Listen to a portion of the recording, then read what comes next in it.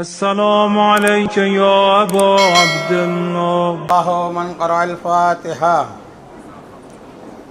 بسم الله الرحمن الرحيم.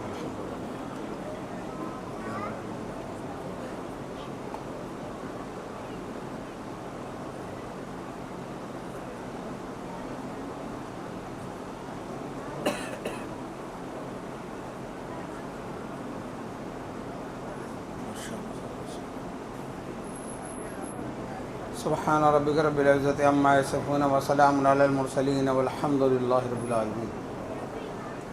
صلوات پڑھیں بر محمد. اللهم صل على محمد وآل محمد وعجل فرجهم. اعوذ بالله السميع العليم من الشيطان اللعين الرجيم. بسم الله الرحمن الرحيم. الحمد لله على ما عرفنا من نفسه وألهمنا من شكره وفتح لنا من أبواب العلم بربوبيته وجنبنا من شكه وشركه ونشهد أن لا إله إلا الله وحده لا شريك له ونشهد أن سيدنا ونبينا وحبيبنا ورحيمنا وكريمنا وغوثنا ومغيثنا ومعيننا ومعيننا وسراجنا وأشرفنا وجعفرنا وصادقنا وطبيبنا وطبيب قلوبنا وشفاء صدورنا ونورنا ونور أولنا ونور آخرنا ونور ظاهرنا ونور باطننا ونور عرش ربنا ونور أرض ربنا ونور لوح ربنا ونور قلم ربنا ونور قرآننا سيدنا وسندنا ومعوانا وملجانا ومقتدانا وأعلانا وأولانا ومولانا الرسول المسدد المحمود الأحمد المصطفى الأمجد أبي القاسم محمد.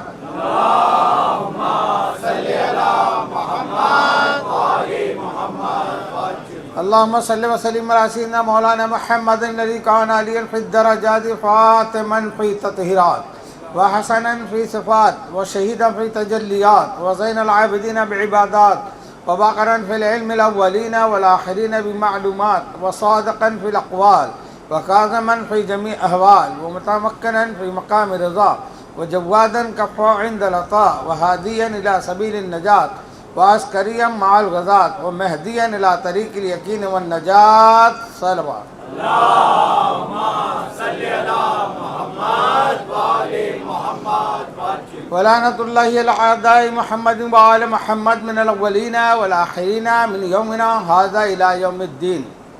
أما بعد، قال الله تبارك وتعالى في القرآن المجيد والفرقان الحميد: بسم الله الرحمن الرحيم. إنا علينا للهدى. صلوات. اللهم صل على محمد وآل محمد. شاہ است حسین، بادشاہ است حسین، دین است حسین، دی پناہ است حسین، سرداد نداد دست در دست یزید، حقا کے بنا لا الہ است حسین.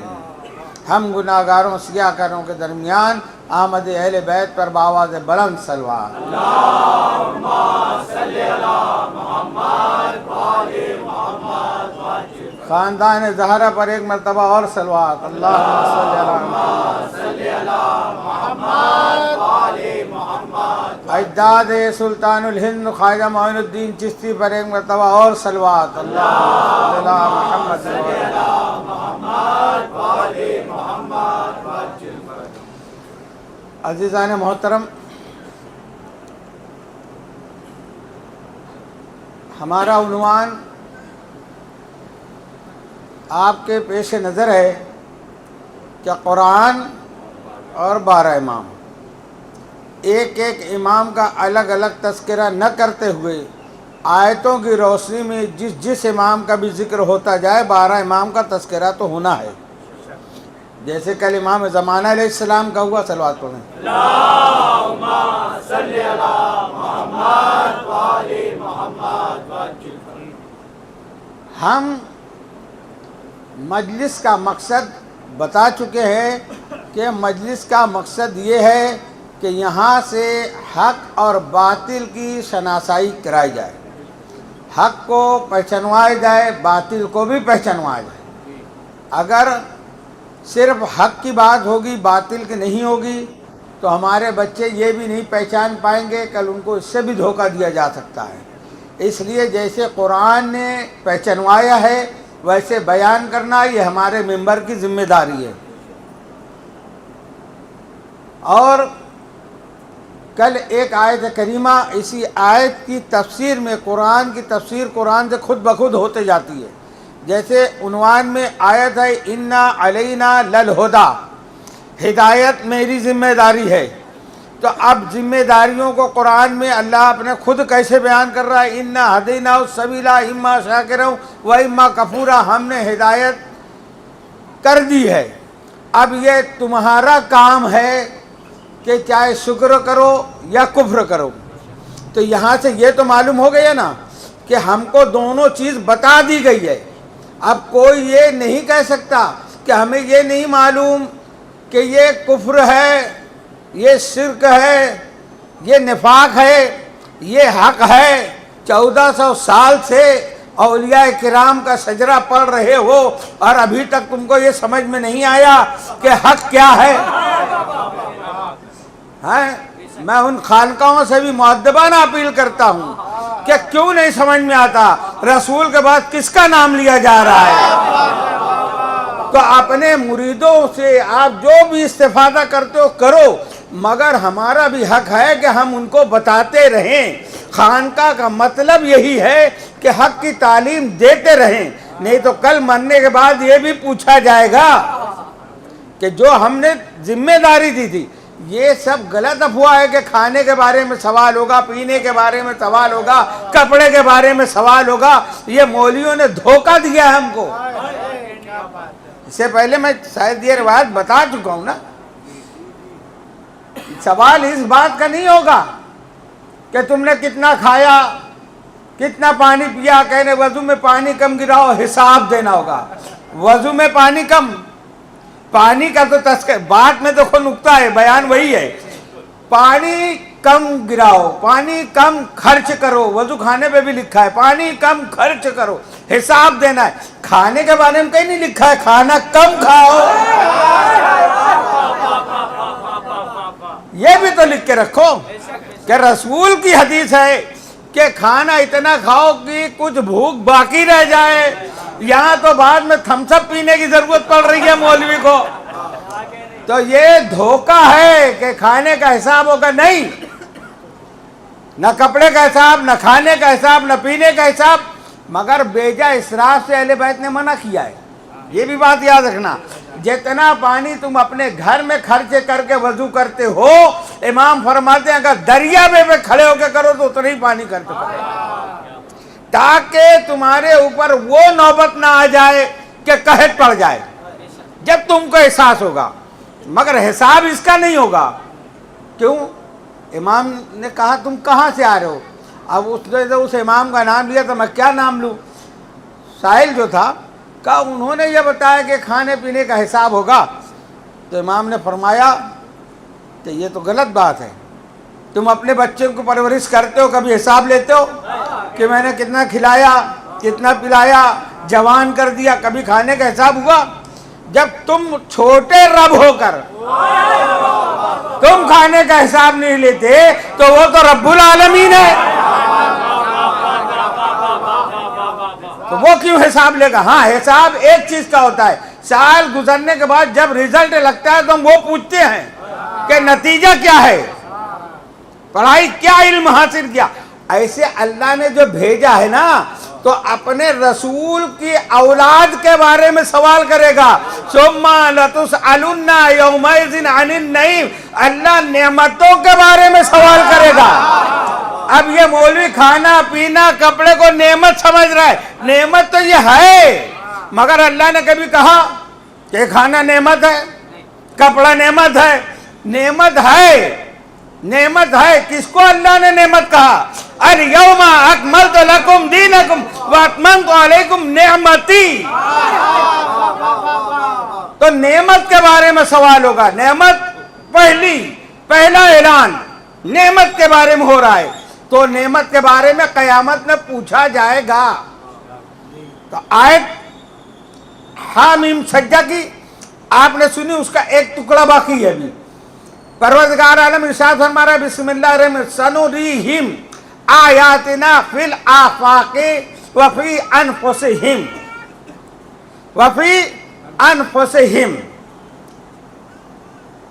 اللہ تم کو نشانیاں دکھا رہے اپنی آیات پوری کائنات میں اور تمہارے وجود میں بھی. حتی یتبین لہم انہ الحق، کیوں دکھا رہا ہے؟ یہ باقی رہا.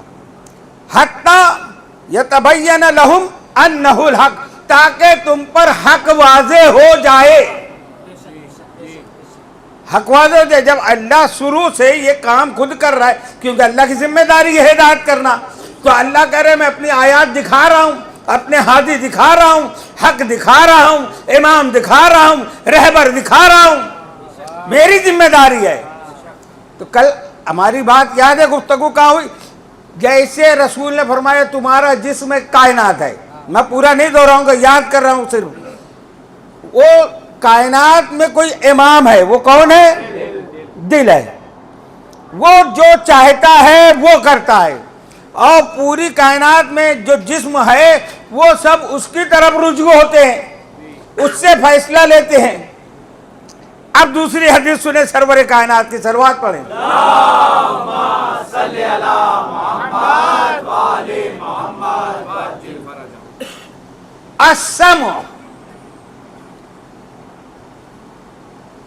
السمع للتوحید.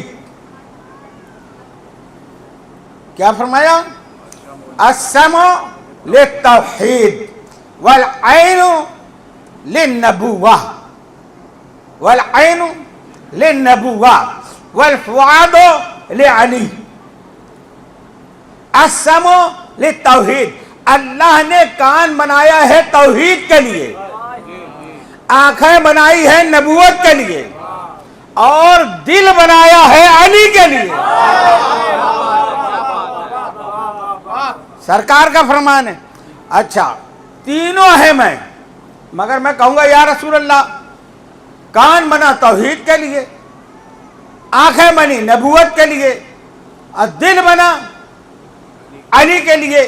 چلو اللہ کی آواز ہر کان نہیں سنا ہے، نبی کو ہر کسی نے آج نہیں دیکھا ہے، مگر علی کو کیا کہا؟ دل بنایا ہے. اب کائنات جیسے تمہارے جسم کی کائنات میں دل ہے تو تم زندہ ہو. کان بہرا بھی ہو گیا، پھٹ بھی گیا تو انسان زندہ ہے. آنکھیں ضائع بھی ہو گئی تو انسان زندہ ہے. اگر دل بند ہو گیا تو انسان مر گیا، مردہ ہو گیا. تو دنیا والوں ماننا پڑے گا جیسے یہ کائنات میں دل بند ہو گیا، مردہ ہو گیا تو انسان مردہ ہو گیا، تو کائنات زندہ ہے، مطلب کوئی امام ہے.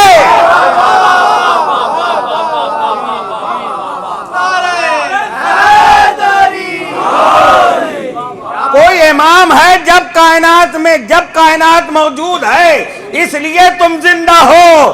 یہ ہمارا احسان ہے کہ ہمارا امام زندہ ہے، درود زندہ ہے، اپنا سلام زندہ ہے، خدا کے بعد محمد کا نام زندہ ہے.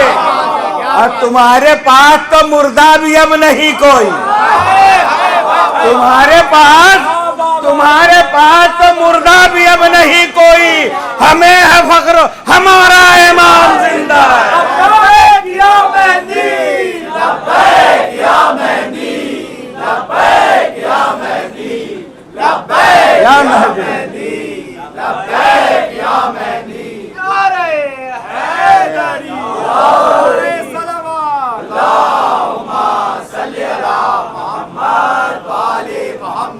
ہمیں ہے فخر، ہمارا امام زندہ ہے. ہر امام زندہ ہے، ہمارا نبی زندہ ہے. یہ ایمان ہے. اگر امام نہ ہو تو یہ کائنات زندہ نہیں رہتی، ختم ہو جاتی. آسمان سایہ نہیں کرتا، زمین رزق نہیں دیتی. تو آج امام کی وجہ سے کائنات موجود ہے. کائنات کا جسم جو موجود ہے یہ اس بات کی دلیل ہے کہ اس کا کوئی امام ہے، کوئی ناظم ہے، اللہ کا کوئی ہادی موجود ہے۔ اور خود مولانا نے فرمایا کہ جب تک ہم میں سے کسی کا قدم زمین پر نہ ہو تو یہ قائم نہیں رہتی، اور ہم میں سے جب تک کسی کا قدم آسمان پہ نہ ہو تو وہ قائم نہیں رہتا۔ اور ملائکہ تو ہمارے غلام ہیں، ملک ہمارے نوکر ہیں، پوری روایت ہے، پھر کبھی انشاءاللہ۔ تو یہ کائنات زندہ ہے۔ اب دیکھیے کیسا ہونا چاہیے امام؟ امام چلو ہم کہہ رہے ہیں اپنا امام زندہ، امام کیسا ہونا چاہیے؟ پھر قرآن پڑھو، قرآن روزانہ پڑھا کرو، تھوڑا تھوڑا پڑھو۔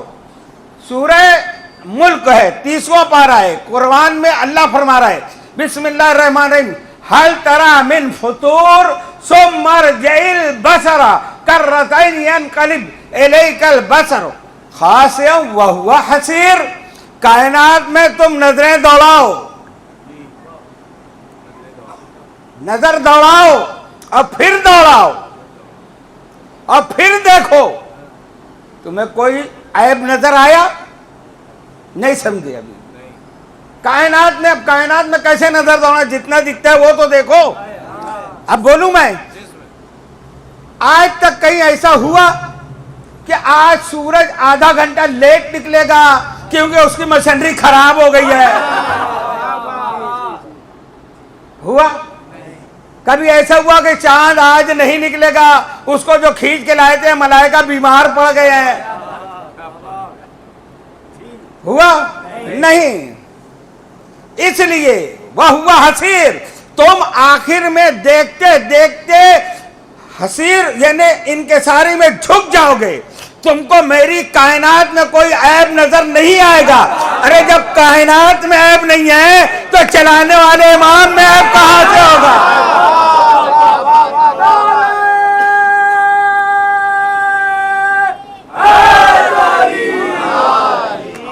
کائنات بتا رہی ہے کہ امام بے عیب ہے۔ یہ اس سے پوچھو جو کہتا ہے کہ میں کبھی کبھی بھٹک جاتا ہوں، مجھ پہ شیطان سوار ہو جاتا ہے، اگر میں ٹیڑھا چلوں تو مجھ کو سیدھا کرنا۔ تو کون بے وقوف ہے ایسے کو امام مانے گا؟ ہم تو کائنات دیکھ رہے ہیں کہ اس میں ایک ستارے میں عیب نہیں، ایک سیارے میں عیب نہیں، ایک کونے میں عیب نہیں، کسی گوشے میں عیب نہیں۔ تو جب یہ بے عیب ہے تو اس کا چلانے والا امام بھی بے عیب ہو۔ ایسا ہے ہمارا امام، اسی لیے خواجہ نے کہا ہے شائستہ حسین، ایسا بادشاہ ہے ہمارا امام، ایسا شہنشاہ ہے کہ جس کو دیکھ کر اللہ یاد آئے، جس کو دیکھ کر اللہ کا گمان ہو۔ مگر وہ امام سجدہ کر کے بتاتا ہے کہ اللہ کوئی اور ہے، ہم کوئی اور ہیں۔ اب زندگی بھر یا حسین، یا علی مولا حسین، زندگی بھر یا حسین، یا علی مولا حسین، زندگی بھر یا حسین، یا علی مولا حسین، زندگی بھر یا حسین، یا علی مولا حسین۔ امام کیسا ہونا چاہیے؟ سورہ ملک کی آیت سنی آپ نے، اب ایک آیت اور دیکھو امام کیسا ہونا ہے۔ سورہ طٰہٰ میں پروردگار عالم ارشاد فرما رہا ہے یومئذ یتبعون الداعی لہ لا عوج لہ، قیامت کے دن مومنین اس امام کے پیچھے ہوں گے جس میں کوئی عیب نہیں۔ مومنین قیامت کے دن اس امام کے پیچھے ہوں گے جس میں کوئی عیب نہیں۔ اب ساری دنیا مل کے ہم نہیں کہتے کہ 12 کو مانو، مگر لاؤ تو کوئی ایسا جس میں کوئی عیب نہ ہو۔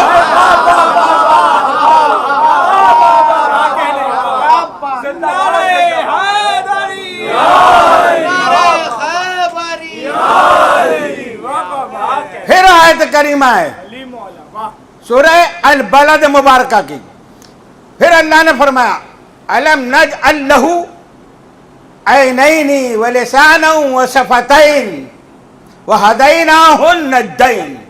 کیا ہم نے تمہیں دو آنکھیں نہیں دی, دو لب نہیں دیے؟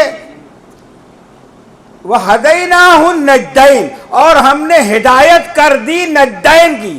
نجد ایک, نجدین دو. تو یہ دو کیا ہے؟ ایک حق ہے, ایک باطل ہے. اور نجد کہتے ہیں بلندی کو. وہدیناہ النجدین, تو بتانے کے لیے بلند جگہ کرنا ایک اونچائی پہ ضروری ہے کہ یہ اونچائی پہ سب دیکھ لیں کہ حق کیا ہے, باطل کیا ہے. ابھی اور کلیئر نہیں ہوا, آگے بڑھے. وہدیناہ النجدین فلقتحم العقبہ. آگے کیا کہہ رہی ہے؟ فلقتحم العقبہ وما ادراک ما العقبہ. کہ یہ اقتحام جو ہے یہ کیا ہے؟ بہت سی تفسیریں میں صبح سے دیکھ رہا تھا. یہ کہتے ہیں یہ بہت دشوار گزار گھاٹی ہے. بہت اقتحام جو ہے فلقتحم العقبہ, یہ عقبہ بہت دشوار گزار گھاٹی ہے. اس کو پار کرنا, اس کو عبور کرنا, اس کے اس پار چلے جانا بہت مشکل کام ہے. اچھا گھاٹی ہے کہاں؟ تو ایک تفسیر میں دیکھنے میں آیا کہ وہ وہی پل صراط بتا رہے ہیں کہ اتنا اونچا ہوگا, اتنا باریک ہوگا.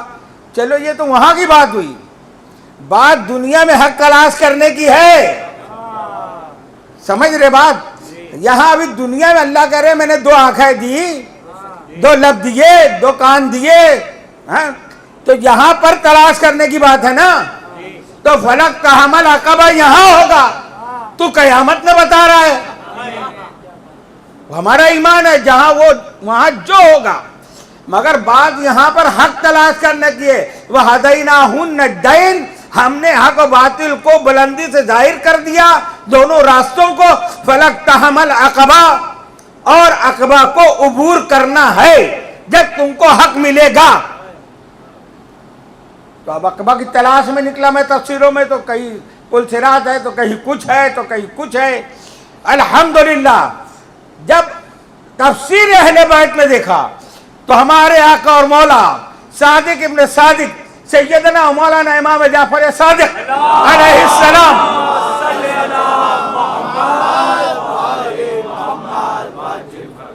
آپ فرماتے ہیں کہ عقبہ ولایت علی کا نام ہے.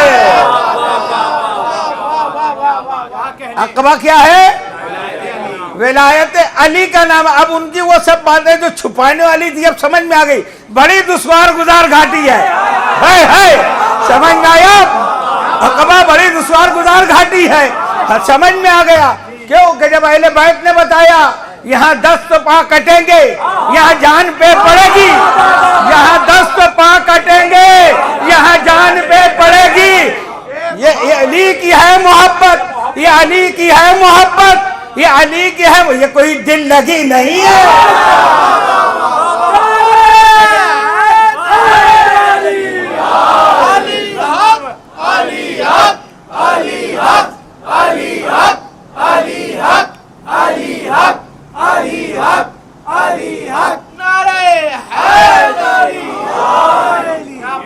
یہاں 10 تو پا کٹیں گے, یہاں جان پہ پڑے گی. یہ محبت علی ہے, کوئی دل لگی نہیں ہے.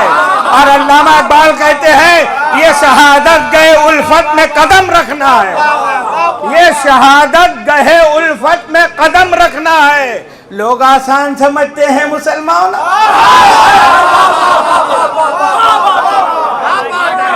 لوگ آسان سمجھتے ہیں مسلمان. لا الہ الا اللہ محمد اللہ پڑھ دیا مسلمان ہو گئے, مسلمان کے گھر میں پیدا ہو گئے مسلمان ہو گئے. ہاں عقبہ نہیں پار کرو گے, سب قرآن اٹھا کو دیکھو, عقبہ کو جب تک نہیں پار کرو گے جنت میں نہیں جا سکتے. صادق ابن صادق نے کہا ہر بندہ جہنم کی غلامی میں ہے, جب تک ہماری ولایت کو قبول نہ کرے جنت نہیں جا سکتا.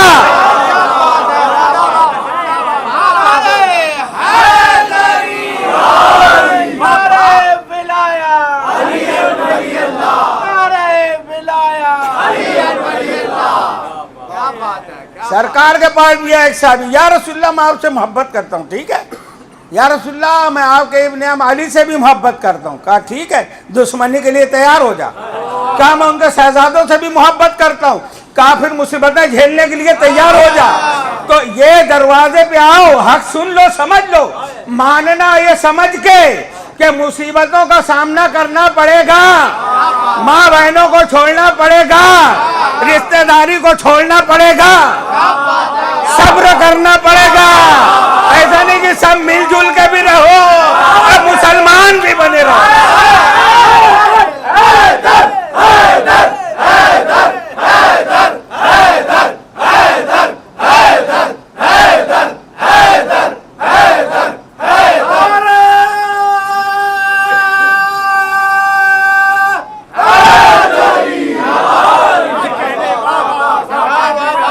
ہم بھی جامع مسجد میں امام تھے, سارا گاؤں ہاتھ چومتا تھا, ہر ایک نکاح پڑھانے کا خواہش مند تھا کہ آپ ہی پڑھائیں. آج کیوں میں علی علی کرنے لگا تو کیوں یہ جلنے لگے, کیوں رشتہ دار دور ہوئے, تو یہ چھوڑنا پڑے گا. رشتہ دار آئیں گے میت تک, اور جو مرد آئیں وہ آئیں گے قبر تک.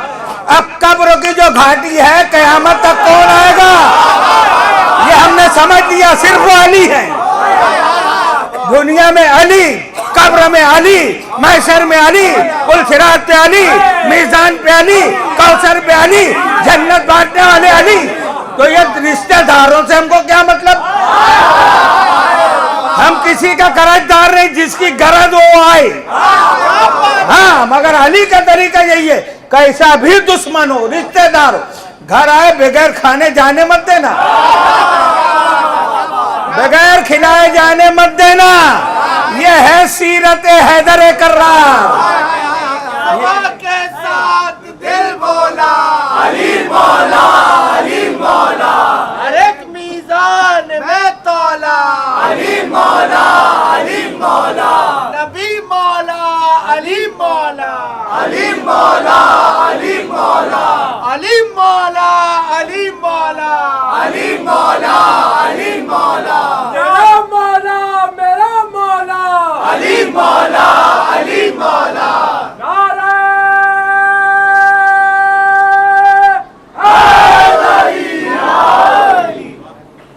تو عقبہ کی جو گھاٹی ہے وہ ولایت حیدر کرار. ان کو ماننا, اور ایسے نہیں کہ ہاں ہم علی کو مانتے ہیں, علی کو بھی مانتے نہیں, علی کو مانتے ہیں. ماننے کا مطلب یہ کہ جو علی کا دشمن ہے اس کو نہیں مانتے. ملی جلی سرکار نہیں چلے گی. اللہ کو ماننے کا مطلب کہ بھائی لا الہ الا اللہ, کہ ہم اللہ کو مان لیا, اب کسی بت کے آگے نہیں جھکیں گے. محمد رسول اللہ کو ماننے کا مطلب ہے کہ اب اس کے علاوہ ہم کسی دوسرے رسول کو نہیں مانتے. ان کے بعد پہلے رسولوں پہ ایمان ہے, اس کے بعد بہت سے رسول کا رسالت کا دعویٰ کیے ہیں, نبوت کا دعویٰ کیے ہیں. ہم کسی کو نبی نہیں مانتے, محمد کو مانتے. اور ایسے ہی علی ولی ہے, علی ہادی ہے, علی امام ہے, علی رہبر ہے. اب آپ نے علی کو مان لیا تو جو جو علی کے مقابلے میں آیا, اگر علی علیہ السلام ہے, علی کو رضی اللہ تم نے مانا, تو دشمن لعنت اللہ علیہ ہے. دشمن اہل بیت پہ لانا, دشمن اہل بیت پہ لانا, حیدری. یہ نہیں چلے گا کہ اس کا بھی دن مناؤ ان کا بھی دن مناؤ. وَهَدَيْنَاهُمْ نَجْدَيْنِ فَلَقْتَحَمَ الْعَقَبَةَ وَمَا أَدْرَاكَ مَا الْعَقَبَةُ. اسی لیے اللہ نے کہا عقبہ معلوم ہے کیا, جانتے ہو عقبہ کیا ہے؟ وَمَا أَدْرَاكَ, جانتے ہو عقبہ کیا ہے؟ امام نے بتایا کہ عقبہ کیا ہے, ولایت حیدر کرار. اچھا پھر یہ تفسیر میں کر رہے ہیں, آگے کی آیت ہے او اطعام فی یوم ذی مسغبہ. اگر عقبہ کی گھاٹی کو پار کرنا ہے تو غلاموں کو آزاد کرو. آج کوئی غلام کوئی آزاد نہیں کر سکتا, تو پھر غریبوں کو، یتیموں کو، بھوکوں کو کھانا کھلاؤ. مگر آیت کیا کہہ رہی ہے معلوم ہے؟ او اطعام فی یوم ذی مسغبہ، یعنی بھوکے والوں کی تو بات ہے، جس دن فاقہ ہو اس دن کھانا کھلاؤ. فاقہ کون دن ہوتا ہے؟ جس دن ہے سنت سمجھ کے روزہ رہتے ہیں. بہرحال کھانا کھلانا عقبہ پار کرنے کا ایک طریقہ اللہ نے بتا دیا. ایک شخص آیا کہ امام کی بارگاہ میں، چوتھے امام کی، میرا بیٹا بہت بیمار ہے. امام نے کہا اس کے ہاتھ سے روٹیاں صدقہ کرو، اس کے ہاتھ سے روٹیاں صدقہ کرو، اچھا ہو جائے گا. دیکھو طریقہ بھی بتایا جا رہا ہے کہ بیمار اگر آپ کے یہاں کوئی ہے تو ہاتھ سے روٹی دلاؤ، اس کے بیمار کو شفا ملے گی. تو کھانا کھلانا یہ ہر ایک کے پاس کی بات نہیں ہے. کھانا کھلانا ہر ایک کے، یہ چیخ رہے ہیں، چلا رہے ہیں، واٹس ایپ پہ آ رہا ہے کہ پورے سال امام کو اتنی تنخواہ نہیں ملتی جتنی یہ تعزیہ دار یہ سب پہ لٹا رہے ہیں. مجھ سے کسی نے کہا تو میں نے کہا کہ یہ تم کو شرم کرنا چاہیے کہ ہم اپنے امام کے نام پہ اتنا لٹا رہے ہیں، اور امام تو اللہ رسول کا کام کر رہا ہے، تم کو اس سے زیادہ دینا چاہیے. سبق ہم سے سیکھو کہ ہم امام کے نام پہ اتنا لٹاتے ہیں. تو عزیزان محترم، کھانا کھلانا سب سے بڑا طریقہ ہے ولایت حیدر کرار کے قریب ہونے کا. اور یہی اصول صرف بیان نہیں کیا، قرآن نے کہا کھانا کھلاؤ. بتاؤ مجھ کو کس کس نے کھلایا؟ تاریخ اسلام بتاؤ کس نے کھلایا کھانا؟ وہ 3 دن کے بعد جانے تو دعوت ذوالاسورہ ابو طالب نے کھلایا. 3 دن دسترخوان امام حسن مجتبی علیہ السلام.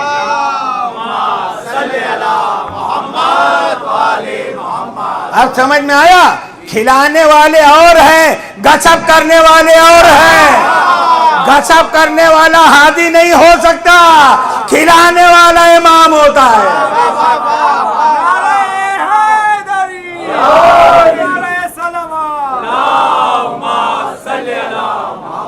آج 1400 سال سے مدینہ میں آج بھی دسترخوان امام حسن مصطفیٰ کا جاری و ساری ہے.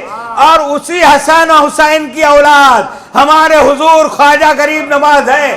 800 سال سے لنگر جاری ہے اسی سیرت و سنت پر.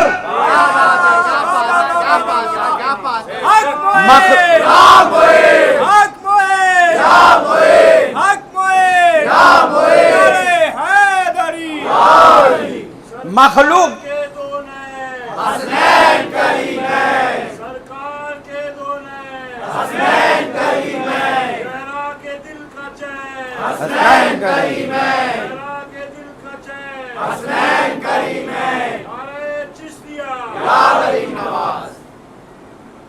مخلوق خدا پلتی ہے لنگر سے تمہارے، مخلوق خدا پلتی ہے لنگر سے تمہارے. ہم سے تو ایک بچہ بھی پالا نہیں جاتا. اندھو دیکھو اولاد حسن حسین ہے، 1400 سال سے پردہ فرمانے کے بعد بھی کھانا کھلانے کا کام او اطعام ذی مسغبہ. قرآن پہ کیسا عمل کیا غریب نواز نے. تو غریب نواز کو ماننے کا مطلب یہی ہے کہ صرف وہاں چادر چڑھا لینے کا نام نہیں ہے. جو غریب نواز نے کیا ہے وہ تم بھی کرو. اور یہی خانقاہ چشتیہ کا اصول ہے. آج تاریخ ہے، نیاز ہے، محرم ہے، نیاز. یہ سب بہانہ ہے، یہ سب بہانہ ہے کھلانے کا کہ یہ تاریخ ہے، نیاز ہے. سنو سنو سنو، بسم اللہ الرحمن الرحیم.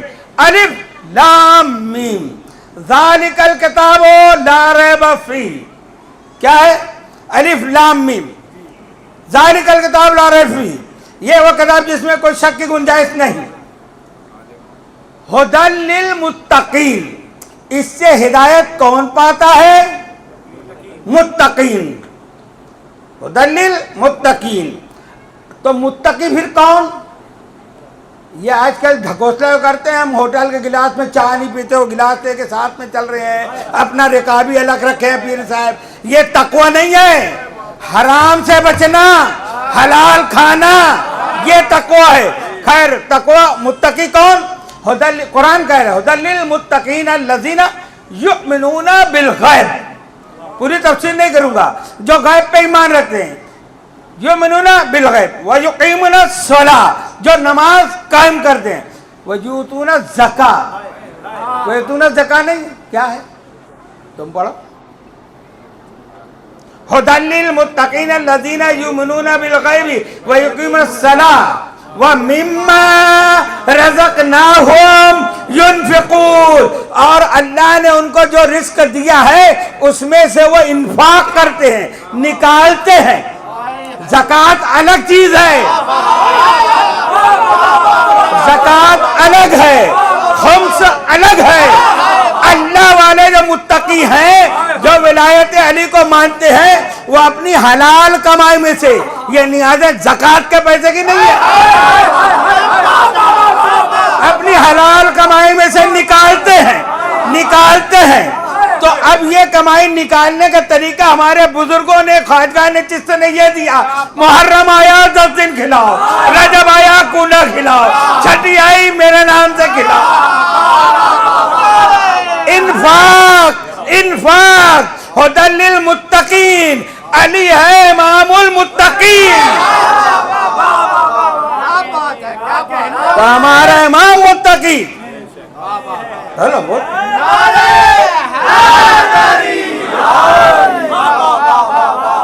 ہمارا امام المتقین. اور قرآن نے یہ تھیوری بتائی ہے, کہتے یہ کہاں لکھا ہے, یہ نیاز, یہ کہاں لکھا ہے شربت بنانا. ارے قرآن کی ابتدائی نہیں تو سمجھا. قرآن کہہ رہا ہے کہ جو مومن ہے, متقی ہے, وہ اپنے رزق حلال میں سے انفاق کرتے ہیں. اب ہماری جتنی بھی حیثیت ہے ہم کرتے ہیں نا. اچھا ہم کو اللہ ہمارے حساب سے رزق دیتا ہے, کیونکہ ہمارا خانوادہ اللہ کی نظر میں ہے کہ ہم کو کتنے کی پرورش کرنا ہے. اللہ جانتا ہے, اللہ کا ہادی جانتا ہے, وہ رزق دیتا ہے. تو جتنے کو پالنا ہوتا ہے ویسا رزق ملتا ہے نا. اب خواجہ کو پورا ہندوستان پالنا ہے تو ان کو اللہ کتنا رزق دیتا ہے. ہمارا خواجہ مر نہیں گئے, زندہ ہے, اور ان کو رزق ملتا ہے. تو جب ملتا ہے تو بھرتے ہیں. اسی لیے تمہیں دیتے نہیں دیکھا مگر جھولی بھری دیکھی. کبھی تو کوئی نوازے, میرا خواجہ سدا نوازے. کبھی کبھی تو کوئی نوازے, میرا خواجہ سدا نوازے. ساری نظر و نیاز کی ایک دلیل پہلی آیت قرآن پاک کی. اور ولایت حیدر کرار قبول کرنے میں, ان کے دشمنوں کو چھوڑنے میں تمہارے اوپر الزام بھی لگیں گے. رافضی بھی بولا جائے گا, شیعہ بھی بولا جائے گا, کوئی رشتہ داری بھی توڑے گا, کوئی دشمنی پہ آئے گا, کوئی کچھ کرے مگر کوئی کچھ نہیں کر پائے گا. ایمان سلامت رکھو. حضرت ابو ذر غفاری رضی اللہ تعالیٰ عنہ صحابی رسول ہے, تیسرے خلیفہ کے دربار میں جا کے قرآن پڑھتے تھے. جرم کیا تھا؟ قرآن پڑھتے تھے. جرم کیا تھا ان کا؟ ولایت حیدر کرار سے ان کا دل لبریز تھا. جا کے قرآن پڑھتے تھے.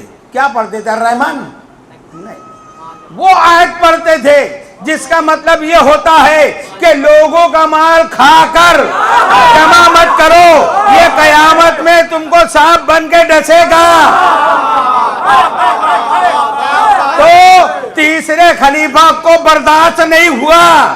میں کچھ برا نہیں بول رہا ہوں, مگر پوچھو مولویوں سے کہ حضرت ابو ذر غفاری کو مدینہ سے شہر بدر کیوں کیا گیا, جبکہ اللہ کے رسول کے پیارے صحابی تھے, محبوب صحابی تھے, وفادار صحابی تھے.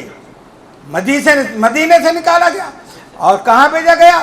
ربضہ کے مقام پر, یعنی سعودیہ کا سب سے خراب جنگل, سب سے خراج صحرا ان کو، ان کی بیٹی کو نکال دیا گیا اور سب کو منع کیا گیا کوئی مدینہ سے رخصت کرنے نہ آئے. رخصت کرنے کے لیے کون آیا؟ صرف ابو ذر کا امام. کون ہے جو مجھ کو روک سکتا ہے؟ کہا ابو ذر جاؤ، تم میری ولایت میں جا رہے ہو، میں تمہارے ساتھ ہوں، اللہ رسول تمہارے ساتھ. آج ابو ذر غفاری پر لاکھوں درود و سلام دنیا پڑھ رہی ہے، ملائکہ پڑھ رہے ہیں. رفضہ کے جنگل میں رہتے رہتے بھوک و پیاس سے تڑپ کر انہوں نے جان دے دی. جب موت کا وقت قریب آیا، دیکھو میں بول رہا ہوں نا، بہت سے بولتے ہماری رشتہ داریاں ٹوٹ رہی ہیں. حضرت ابو ذر کے سب چھوٹ گئے. جب موت کا وقت قریب آیا، بیٹی تھی نا ساتھ میں، رونے لگی کہ بابا آپ کا دم نکل گئے تو میں کیا کروں گی؟ کہا رو مت، جب میرا دم نکلے گا ایک قافلہ آئے گا، وہ مجھ کو غسل کریں گے یا دفن کریں گے. جب انتقال ہو گیا، بیٹی رو رہی تھی جنازے پہ، کیا دیکھا کہ ایک قافلہ چلا آ رہا ہے. تو وہ قافلہ ملائکہ بھی ہیں، ملک ہے ساتھ میں. تو علی کے مرنے والے کے میت میں ملائکہ آتے ہیں. تم دنیا کے پیروں کے جنازے کے تعداد ہم کو مت بتاؤ کہ اتنے لاکھ میت میں تھے، کوئی ایک ملک کا نام بتاؤ. اور اس کے ساتھ ایک قافلہ گزرا وہاں سے. کون؟ مولا کائنات کے صحابی مالک اسطر علیہ السلام. انہوں نے اس بیٹی کو تسلی دی، اپنی بیٹی بنایا اور ابو ذر غفاری کو دفن کیا. حضرت بلال کی اذان تو بہت سنتے ہو قوالی میں، کیا بلال نے اپنے پورے وطن کو، قوم کو نہیں چھوڑا؟ عقبہ عقبہ ولایت حیدر کرار. ایک ایک کتنے صحابہ کا نام بتاؤں، بھائی کو چھوڑا، ماں کو چھوڑا. اور صرف چھوڑنے کی حد تک کا نہیں، کتنی جنگیں ایسی ہوئی ہے اسلامی جس میں باپ ادھر ہے بیٹا ادھر ہے. ایسی محبت ہونا چاہیے رسول سے اور علی سے کہ اگر رسول کے مقابلے میں جنگ پہ آ گئے چاہے بیٹا ہو، تلوار کی زد سے بچ نہیں سکتا. جب یہ ایمان ہوگا نا پھر کہنا کہ ہم مسلمان ہیں. یہ شہادت گئے الفت میں قدم رکھنا ہے. لوگ آسان سمجھتے ہیں مسلمان ہونا، ٹوپی پہنی پانٹے اٹھا کے بیٹھک چالو، مسلمان ہے، 100 مسلات کا پابند ہے. ارے مرنے کے بعد سمجھ میں آئے گا کہ یہ نماز کہاں لے جا رہی ہے. کل بتاؤں گا یہ نماز، جلدی آنا. صلوات پڑھیں پر محمد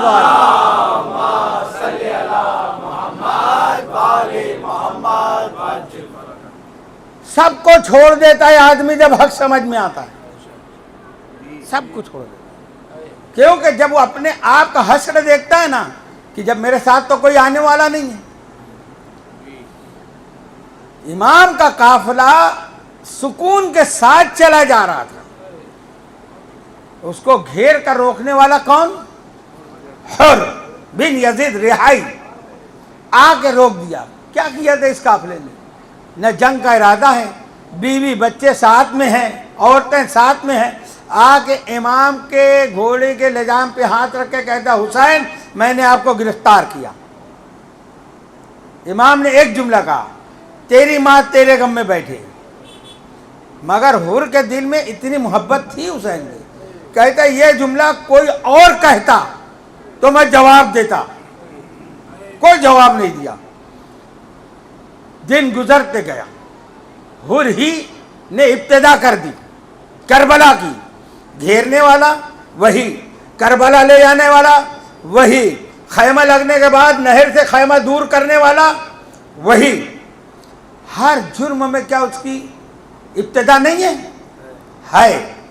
مگر جب 7 محرم سے امر سعد کے پاس ابن زیاد کا آرڈر آ گیا کہ ایک بوند پانی نہ جانے پائے حسین کے خیمے میں، تو 500 تیروں والوں کا قافلہ وہاں پر معین کیا گیا. 500 تیر اندازوں کا دستہ فرات پہ طے کر دیا گیا کہ کوئی پانی نہ لے جائے.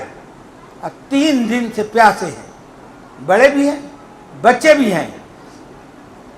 شب عاشور آ گئی اور حر 1000 رسالے کا سردار ہے، وہ بھی تیاری میں ہے کہ صبح جنگ ہے، اپنی تیاری کر رہا ہے۔ تیاری کرتے کرتے اس کے کانوں میں ایک آواز آئی، اور کسی بی بی کی آواز تھی۔ کیا کہتی ہے؟